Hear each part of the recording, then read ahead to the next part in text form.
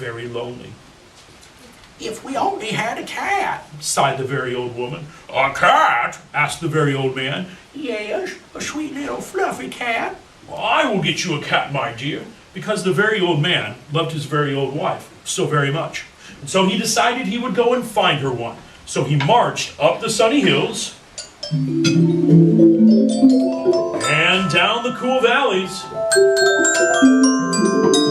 He marched for a very, very long time until at last he came to a hill which was quite covered with cats. 1, 2, 3, 4. Cats here, cats there, cats and kittens everywhere. Hundreds of cats, thousands of cats, millions and trillions of cats. "Oh!" cried the old man joyfully. "Now I can choose the prettiest one and take it home with me." So he chose one. It was white.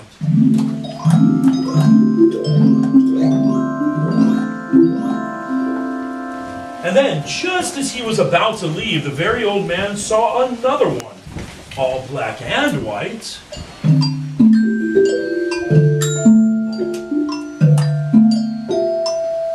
Which was just as beautiful as the first one. So he took that one too. And then, over there, the very old man saw a fuzzy little gray kitten.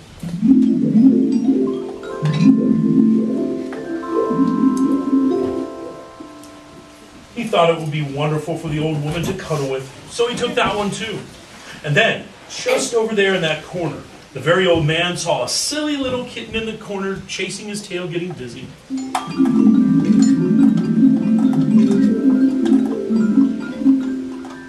It made him laugh, and he thought the very old lady would like it too. So he took that one too. And then, just over there, the very old man saw a very beautiful and playful little black kitten.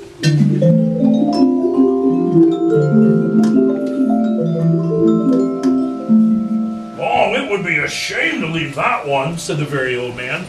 So he took that one too. And then, just over there, the very old man spotted a brown and yellow striped cat.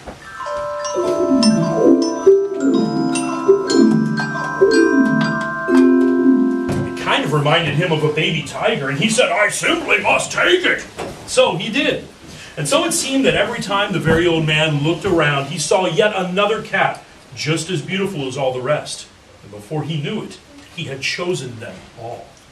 And so, as he went back over the sunny hills and down through the cool valleys, he had all of those cats behind him ready to show the very old woman. It was such a very funny sight to see all of those. 1, 2, 3, 4. Cats here, cats there, cats and kittens everywhere. Hundreds of cats, thousands of cats, millions and billions and trillions of cats. All following him home. And then they came to a pond. Meow, meow, we are thirsty. Cried all of those. 1, 2, 3, 4. Cats here, cats there, cats and kittens everywhere. Hundreds of cats, thousands of cats, millions and billions and trillions of cats. "Well, here's a great deal of water," said the very old man. Each cat took a sip of water, and the pond was gone.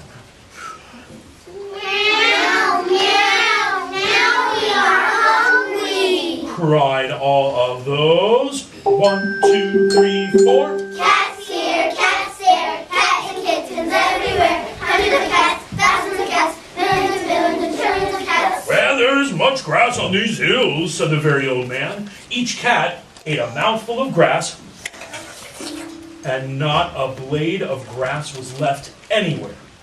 Pretty soon the very old woman saw them coming. "My dear," she cried, "what are you doing? I asked for one little cat, and what do I see?" Get ready for 4 times. Here we go. 1, 2, 3, 4. Cats here, cats there, cats and kittens everywhere. Hundreds of cats, thousands of cats, millions and millions and trillions of cats.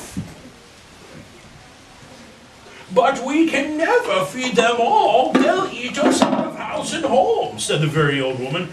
"I never thought of that," said the very old man. "What shall we do?" And so the very old woman thought about it for a while, bless you. And then she said, "I know, we will let the cats decide which one of them we should keep." "Ah, yes, good idea," said the very old man. And so he called out to the cats, "Which one of you is the prettiest?"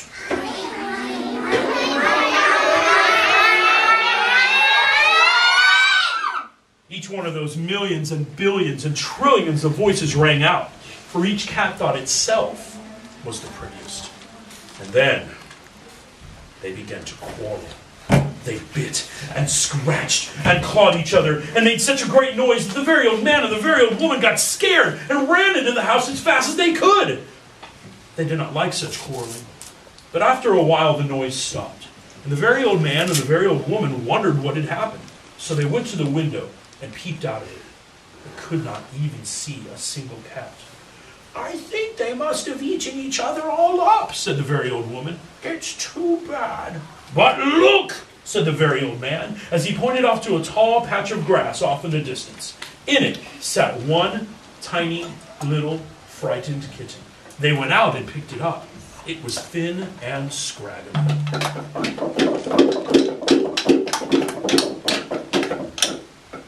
"Poor little kitten," said the very old woman. "Dear little kitten," said the very old man, "how does it happen that you were not eaten up with all those hundreds and thousands and millions and billions and trillions of cats?" "Oh," said the little kitten, "I'm just a very homely little cat. So when you asked which one of us was the prettiest, I didn't say anything at all. So nobody bothered about me." They took the kitten into their home where they gave it a nice warm bath and then brushed its fur until it was very soft and very shiny. Every day they made sure to feed it plenty of milk, and soon it grew nice and plump. "And it is a very pretty cat after all." "It is the most beautiful cat in all the world," said the very old man. "I ought to know, for I've seen 1, 2, 3, 4. Cats here, cats there, cats and kittens everywhere. Hundreds of cats, thousands of cats, millions and billions and trillions of cats. And not one is as beautiful as this one." The end. And so that concludes our story. Thank you so much.